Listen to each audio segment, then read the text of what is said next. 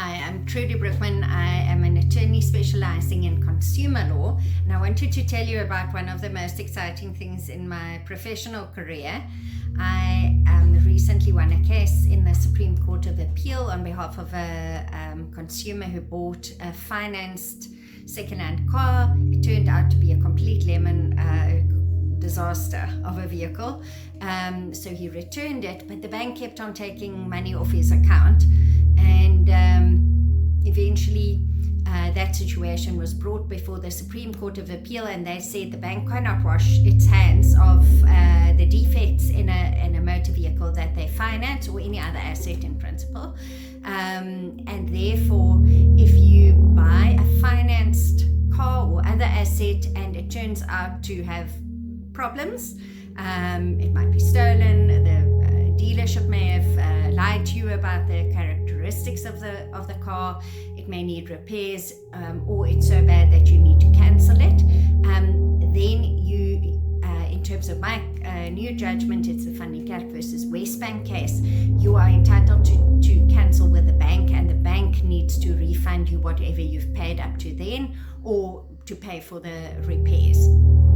So a nice groundbreaking case, but what is really exciting is that there was a decision made in the Joburg High Court just before my case was decided. This is it. It's a judgment against Mrs. Busisiwe Baloyi, who also bought a complete lemon. She discovered the problem within 3 days of buying the car, discovered that the dealer had lied to her, that there was extensive and serious previous accident damage on this car that was supposed to be a demo model.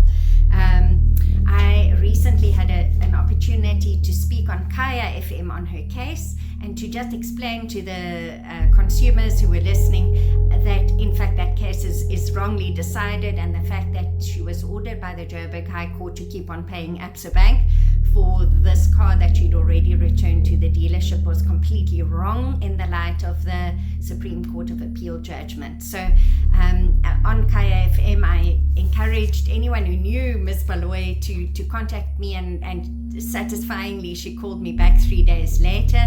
We have now drafted a letter for her on a pro bono basis, because I know she's owing, based on her judgment, she owes R500,000 to Absa for a car she drove for 3 days, and probably put her life at risk. So this is our letter of demand to Absa, which we're sending off to demand repayment of her first installments and the deposit that she paid, and to reverse the judgment and clear her credit record. It's such an enormous privilege to be able to set right this type of injustice against innocent consumers who've been exploited. And where the banks previously just washed their hands, now the Supreme Court of Appeal has said justice needs to be served. So if you want to know more, please listen to my Kaya FM interview, which will also be on social media.